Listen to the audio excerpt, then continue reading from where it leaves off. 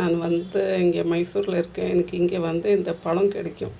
ஏலக்கி பாளையம்னு ஒன்று வாங்குவோம். இது ரொம்ப டேஸ்டியாக இருக்கும்.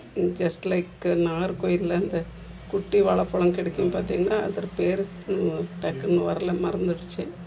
அந்த ஈக்குவலாக இருக்கும் இந்த பழம். இந்த வாழைப்பழம் ப்ளஸ் மேரிகோல்டு பிஸ்கெட் எடுத்து வச்சுருக்கேன். பின்ன வந்து கஸ்டர்ட் பவுடர் எடுத்து வச்சுருக்கேன். பின்ன வெண்ணிலா எசன்ஸ் எடுத்து வச்சுருக்கேன். பின்ன வந்து கொஞ்சம் பால் எடுத்து வச்சுருக்கேன். அந்த கஸ்டர்டை காசிக்கிறதுக்கு பால் எடுத்து வச்சுருக்கேன். ஓகேவா, வாங்க அடுத்து என்ன செய்யலான்னு பார்த்துடலாம். பாருங்கள் ஃப்ரெண்ட்ஸ், மிக்சியில் நான் வந்து இப்போது கொஞ்சம் கட் பண்ணி வச்சுருக்கேன், ரஃப்பாக கட் பண்ணி வச்சுருக்கேன். இந்த வாழைப்பழங்களை சேர்த்துடுறேன். இது கூட கொஞ்சம் பால் ஊற்றிக்கிடுறேன். பின்ன வந்து கொஞ்சம் அந்த வெண்ணிலா எசன்ஸ்